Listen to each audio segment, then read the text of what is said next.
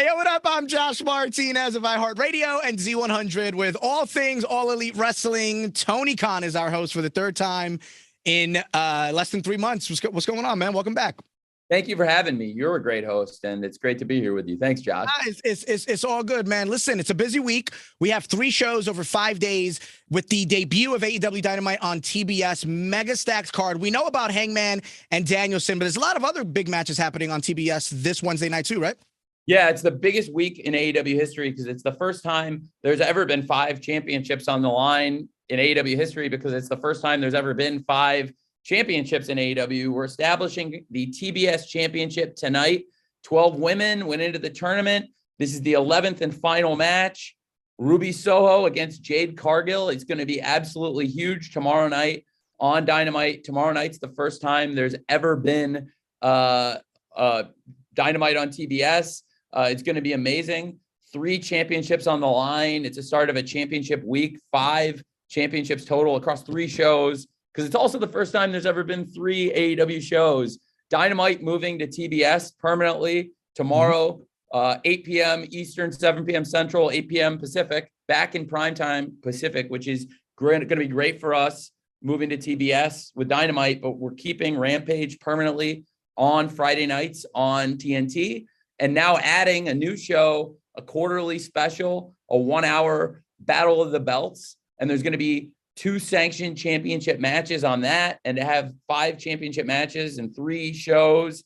And I have some fun announcements about Friday Night Rampage after talking about Wednesday Night Dynamite on TBS. But you can't talk about Wednesday Night Dynamite on TBS without talking about the first ever TBS championship match, Jade Cargill versus Ruby Soho. Now, a lot of times with these big events, AEW does a really good job of debuting new superstars. Can we expect someone to be part of any of these 3 upcoming shows? Yes, we can. That will be on Rampage. I'm announcing here for the first time with you, Josh, just breaking some news here with you on Z100 with Josh Martinez, that we have Jake Atlas, of course, I announced earlier today, has signed with AEW. He had a great tryout match against Serpentico. Crazy fact, small world. He actually had a tryout match in WWE with Serpentico also, fittingly enough. And they had an amazing match last night. And to come back after that on Elevation, I really wanted to bring him and have him make a TV debut. So we just announced, signed Jake Atlas. He's never wrestled for us on television. He's going to be there at Dynamite on TBS. And we're going to announce at Dynamite, show the world a little bit of Jake and his tryout match, and then we'll announce on Dynamite who Jake will be wrestling on Friday on Rampage. So we'll see Jake Atlas debut on Friday on Rampage, which will be great. And we've had some great debuts recently. Again, I was talking about the TBS Championship tournament. The final, of course, is Jade Cargill versus Ruby Soho tomorrow night on Dynamite on TBS for the first ever TBS Championship. And, you know, this all, even before All Out, this rivalry between Jade Cargill and Thunder Rosa had existed. And last week, Jade Cargill, who's been on this dominant run, Jade Cargill, probably the most dominant run, in my opinion, any wrestler in North America has been on television since Bill Goldberg 25 years ago. Wow. That's a strong opinion. Hot take. The most dominant run, and Jade Cargill is a dominant wrestler, but Ruby Soho has come in and defied the odds repeatedly. Ruby Soho came into AEW, won the Women's Casino Battle Royale, taking out 20 other women. And, of course, she was there at the end, battling it out with Thunder Rosa. And a lot of people thought that could be the final for the TBS Championship tournament. But Jade's been so dominant. Of course, it was here in Newark where we've got this great show tomorrow night, the debut of Dynamite on TBS. It was here in Newark. The first time we saw Jade even tested really in a singles match was here in Newark. Legit Layla Hirsch really pushed to the limit. And I have to say, legit Layla Hirsch, we've seen really kind of a new attitude from legit Layla Hirsch lately. She had a great match with Chris Statlander on Christmas, and they were friends. They've wrestled together. They've teamed on the Indies. They teamed in AEW. and they went into the match as friends. But I think the competition maybe got the best of Layla, and she got very, very aggressive in the match, maybe too aggressive. And after the match, it doesn't seem like it's been the same with them. They tried to team up, here, and it doesn't seem like they're on the same page. So I keeping an eye on that. But it was here in Newark where the first time I saw somebody really test Jade Cargill. It was Layla, but Jade was able to get out of the match with a win, and it was a very notable match, both impressive for Jade and for Layla. And then since then, Jade's been again so dominant. What a great match she had in the first round of the tournament, beating Red Velvet, who had come out of the wild card round, and what a year Red Velvet had in 2021. That going back to Jade's debut, teaming with Shaquille O'Neal against Cody and Red Velvet on the Crossroads episode of Dynamite leading into Revolution. And so we ended up here, tomorrow night, the first ever TBS championship, Jade Cargill versus Ruby Soho. We ended up here because to some effect, Mercedes Martinez came into AEW, and Mark Sterling, during an interview with MJF and the Pinnacle, said he had a plan. And we saw that that plan was the new signing. We've had a few new signings this week in Mercedes Martinez. And of course, I mentioned Jake Atlas, and Mercedes Martinez debuted last week on Dynamite, the week after Kyle O'Reilly had shown up. It's been a huge run to end and now start a new year. And so really, as we build a stronger, more competitive roster going forward, and just so many exciting things happening, I am really interested in what Mercedes Martinez will do here in AEW. But it is noteworthy that is the first time Jade's been really in trouble. Like Jade against Layla was a very, very tough match, but Jade was able to cleanly work her way out of the match and win the match without having to hesitate to anything that resembled what Jade pulled last week. And I think Ruby's gonna probably give her toughest test to date. Nothing against Thunder Rosa, but I think that Ruby's got just an extra gear of veteran mindset to kind of test Jade a little more. So I think it'll be kind of an interesting way to see how that match ends up. I totally agree. I'm really excited to see who will be the first TBS champion ever. And it's very fitting. It's here on the first Dynamite on TBS. And again, Ruby's grinded out all these matches, all these wins, and defied the odds. And Jade has dominated, but we saw her leg got injured last week, and she really was again taken into the deep end by Thunder Rosa. What a great debut by Mercedes Martinez.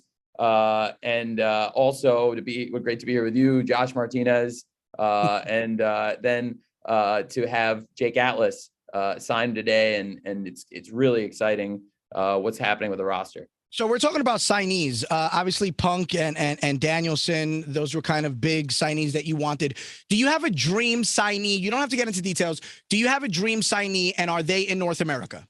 Well, I mean, you talked about the people that have signed here in the past year. We've expanded the roster and built such a strong roster. Jade Cargill, we talk about, is the Pro Wrestling Illustrated Rookie of the Year. And then as the year went on, Christian Cage debuted here, and Andrade El Idolo, Malachi Black, of course, CM Punk, who you mentioned. Adam Cole was a huge signing. And of course, Thunder Rosa came and signed with us full time this year too, and has really been on such an amazing run. And all the way to the semifinals of the tournament, and very close to reaching the finals tomorrow night. And then of course, Adam Cole came at the end of All Out, and so did Bryan Danielson, the #1 contender to the championship. He'll be wrestling Hangman Page tomorrow for the AEW championship. The first time the championship's ever been defended on TBS, maybe the biggest championship match we've ever had on television. Absolutely is. It absolutely is. Not a maybe. It is. I will say that for you. It's huge. The winner's coming match was massive, and to follow up on the 60-minute draw, it's going to be amazing. And I can't wait for Dynamite tonight on TBS at 8 p.m. Eastern, 7 p.m. Central, and back to 8 p.m. on the West Coast, which will be great to get the show back in prime time, moving to TBS. So you mentioned all of the signings in 2021. 2022 is finally upon us. Is there any I'll call it a dream signing that you're kind of going after, and you could say yes or no. You don't have to go into details, but I just want to know, are they in North America or are they not? That's it. They are in North America, and they're coming, and pretty soon. Oh, and it's pretty soon. I'm very excited. I'm now excited too. I love me a good tease. And what I like to do every episode when I talk to our guests, I like to do something called the Superstar Crossover, where I have somebody ask a question for our next guest. Our last guest was WWE superstar Seth Rollins, and his question is now going to you since you're our current guest. So this is Seth Rollins' question. My question is, what is your go-to fast food order? Ooh, I like that. I don't want to hear about greens and grilled chicken breasts. I want to hear about double cheeseburger, double onions, just straight Jim Cornette style. Yeah, that's what I want. I want to know where you go. I want to know if you're a Taco Bell. I want to know if you're a McDonald's. I want to know if you're Wendy's, a Hardee's, a Popeyes. And I want to know I want to know your cheap meal for like a fast food I need to eat, and I want to eat a lot right now. That's what I want. So Tony Khan, what is that cheap meal for you on the road? And when you're done, what is the question you have for our next guest? First off, cheap meal, go. I eat pretty clean for the most part on the road. I mean, so like my go-to meal would be like getting, a steak and a salad. So that's not really a cheap meal. So for going to like a fast food place, it doesn't happen often. But if it did, it's often like whatever is open, because that's the point of the night you've reached. But I would say if I was eating fast food, like in Jacksonville, it would probably be Whataburger. So getting a Whataburger would be good. Okay. And now, what is your question for our next guest, who we don't know who it is yet? Could be an AEW wrestler, could be a WWE superstar. What is your next question for our next guest? This is a great gimmick. You're very clever. This is a great way to like tie the shows together. Josh Martinez, again, what a great innovator he is in serialized productions. So what was the match when you were a kid, or whenever you started to love pro wrestling? What was the match that made you start to love pro wrestling? Love that. Mine was WrestleMania 6. Hogan Warrior, completely I was all in after that. Do you have that one match or no? Yeah, I do. I would say I don't really remember exactly when it was. I was like, I was a fan of TV before I watched wrestling, and I watched the A-Team, and Hulk Hogan was on the A-Team, and I watched G.I. Joe religiously, the cartoon, and Sergeant Slaughter was the host, and he was also like a cartoon character. And so it was a weird match for me, actually, because like I was a big fan of Sergeant Slaughter. And then it's like, what is going on with Sergeant Slaughter? And he's teaming with these guys. And, I really, really was kind of confused when I saw it. It's confusing to me as a kid, especially as a kid who, honestly, my dad looked a lot like General Adnan.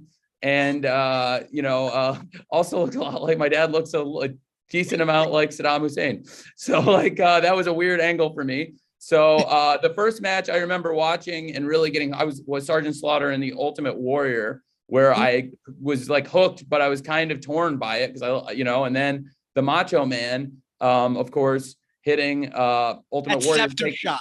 That scepter shot hurts me still to this day. I feel it. But I remember watching the opening match live, the Rockers versus the Orient Express. What a great match, the Rockers winning that match, and then Big Boss Man versus Barbarian, a great card.